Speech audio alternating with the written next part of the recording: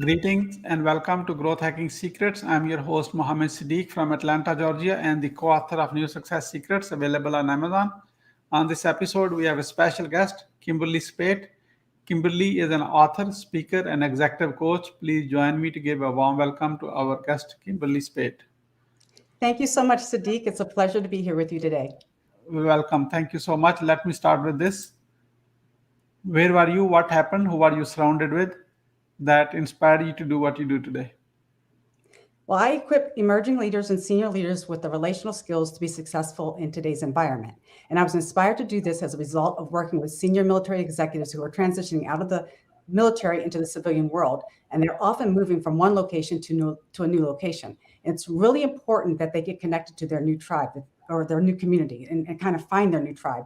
And so your help often comes from your network. So that's what inspired me to go out, and I took up a challenge to meet 100 people 100 days to be able to not just say to them, here's how you do it, or that to do it, but I actually, show them that I did it. So if I can do it, they can do it. Based on your experience, what are the top 3 reasons why do people fail? I think people fail because they have a lack of vision for themselves or the project that they're working on, number one. I think they also fail because they're waiting for permission. They wait for somebody else to give them permission versus just being proactive and figuring out a way to accomplish their goal. And another reason I think people fail is because of the negative self-talk. We're with ourselves 100% of the time. So what are we saying to ourselves? What are we hearing constantly go through our psyche? So getting rid of that negative self-talk. What is your greatest failure story? What did you learn and how did you recover from it? My greatest failure story would be about 20 years ago when I found myself in front of an audience and I needed to deliver a message and I froze.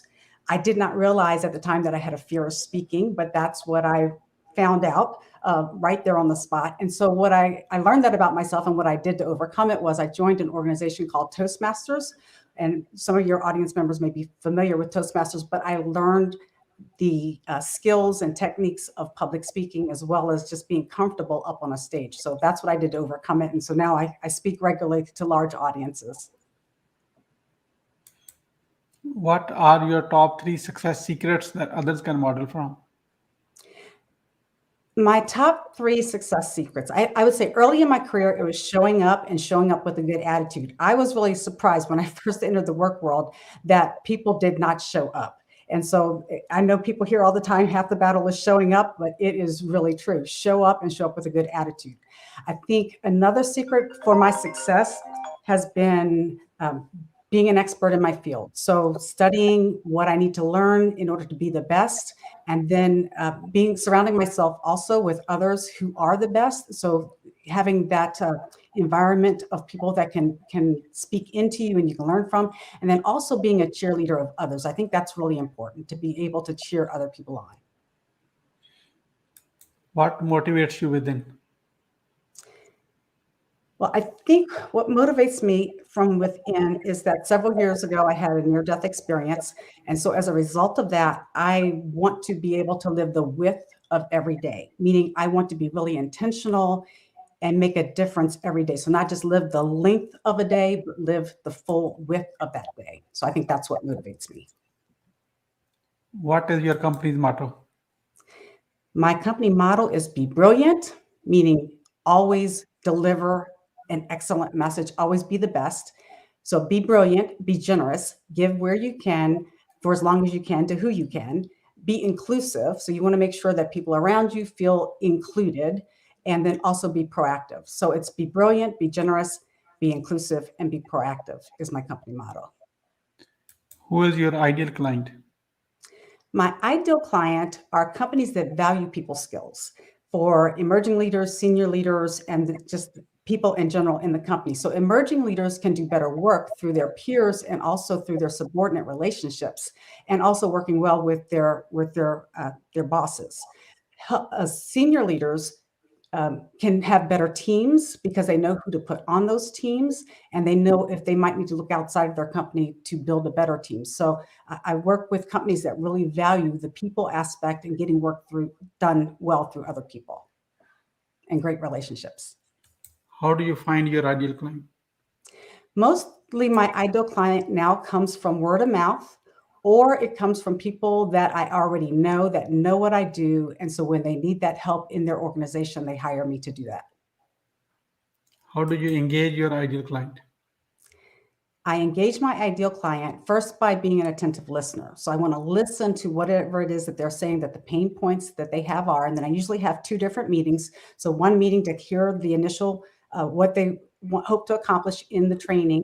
And then after I put a program together, then I have another conversation to follow up and make sure, is this the types of, I kind of will explain what we're planning to do and just make sure that it's on track with what their goals are to accomplish.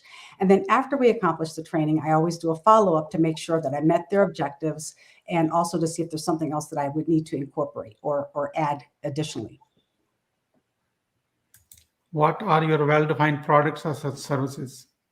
So I offer keynotes, I offer retreats, and I also do trainings and workshops. Why someone should buy from you? People should buy from me because I've done my own research. I don't teach just theory. I take the theory and then I've actually applied the theory. So I take what I've learned. So I took in that 100-day challenge to meet 100 people in 100 days. I take all of those lessons that I learned and then I apply that when I'm working with clients. So it's real world. It's not, this is fictional. This is what might work. What actually does work. It's worked for myself and it's worked for people that I've helped with it. How do you crush your competition? I would say I don't really see other people as my competitors.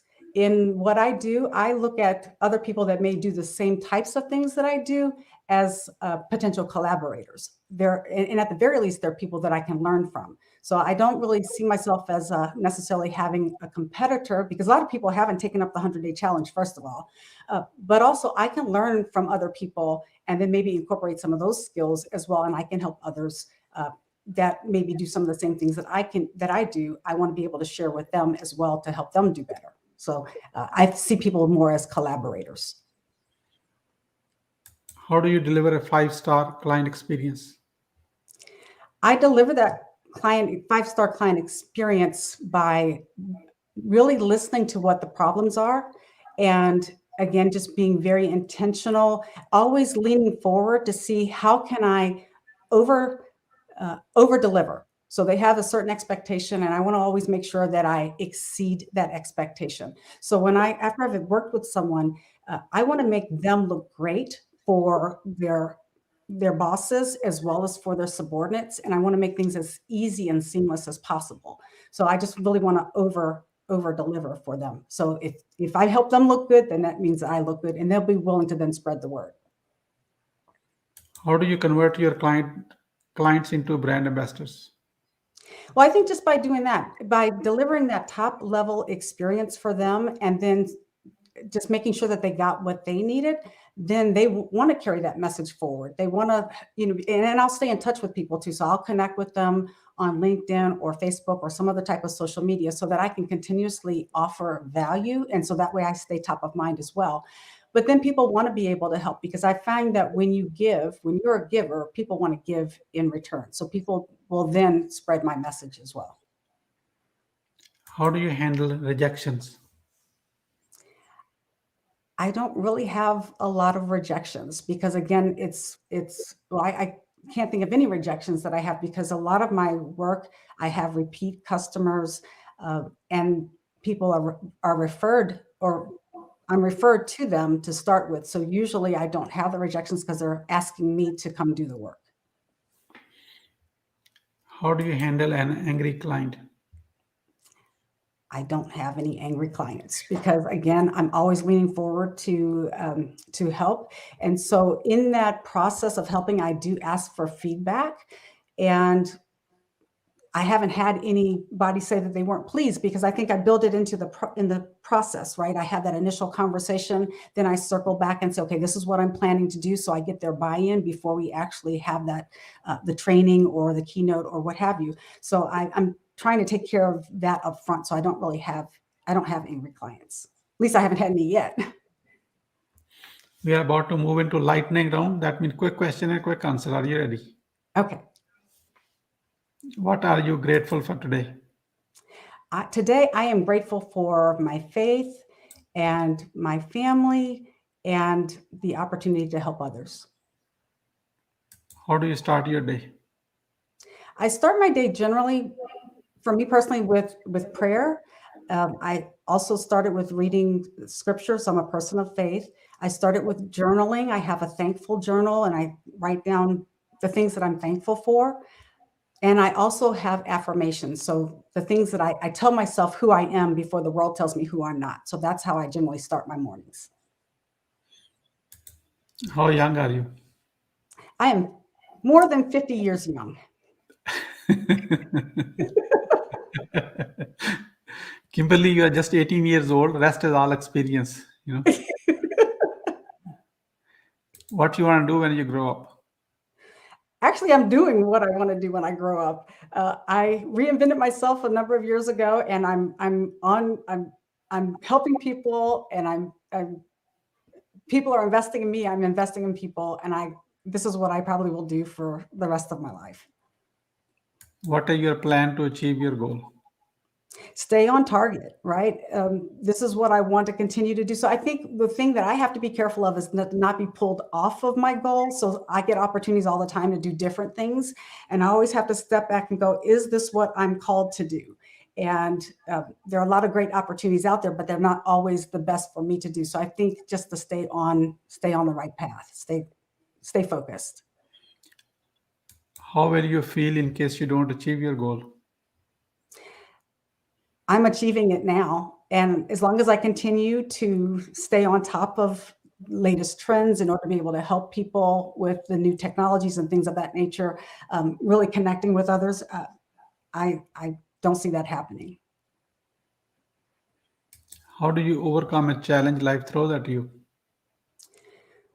When I've had challenges in the past, one thing that I do is I said I was a person of faith. So I pray, I read scripture, and I also surround myself with other people of faith that can help lift me up. That's the way I've encountered serious health challenges and other challenges in my life, and that seems to work.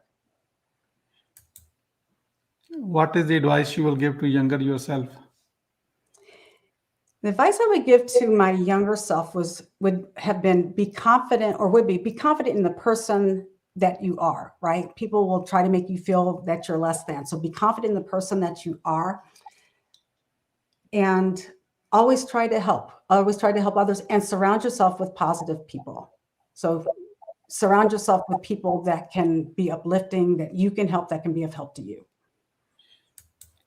Once you have a revenue generating idea, how do you convince your significant other?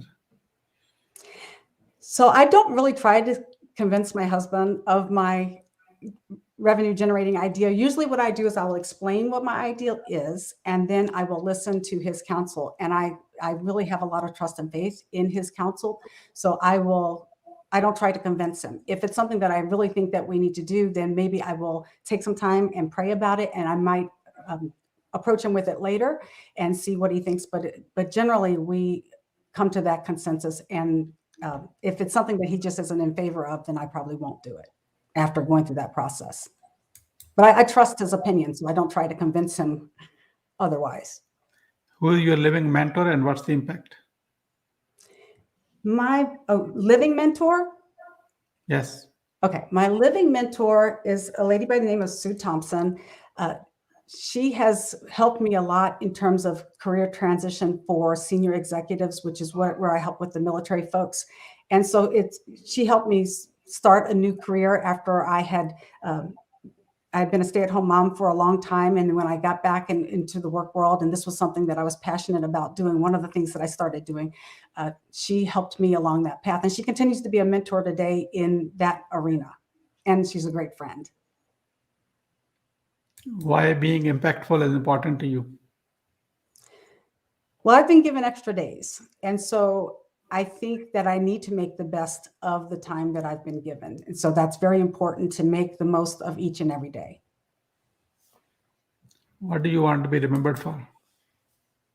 Can you repeat the question?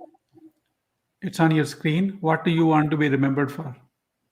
Oh, what do I want to be remembered for? I want to be remembered for my faith, my love of family and in general wanting to help people. How can we support you? Personally, you can support me by spreading the importance of unity. We're kind of in a, just listening to other people's stories and spreading that concept of unity in this world that's so divided. Professionally, if you know of an organization that needs a speaker or a trainer to help people building their relationships, please consider me. We are about to wrap up. I'd like to have a few words about your today's guest experience on the show. Here's my question. What would you say about your today's guest experience on the show?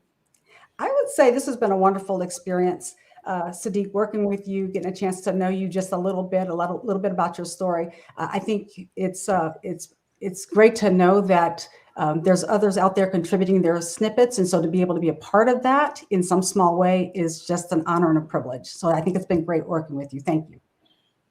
What would you say as a final word? As a final word, I would say people will treat you the way that you expect to be treated. And that took me a while to learn. So if you're not getting the type of treatment that you think you deserve, then maybe think about, what is it that maybe you're doing that causes that reaction in people. So people will treat you the way that you expect to be treated. Thank you so much, Kymberli, for sharing your wisdom with us today on the behalf of Growth Hacking Secrets community and our entire team. We really appreciate you. This is Mohammed Siddique signing off from Atlanta, Georgia. Until the next episode, all good wishes. My pleasure. Thank you, Siddique.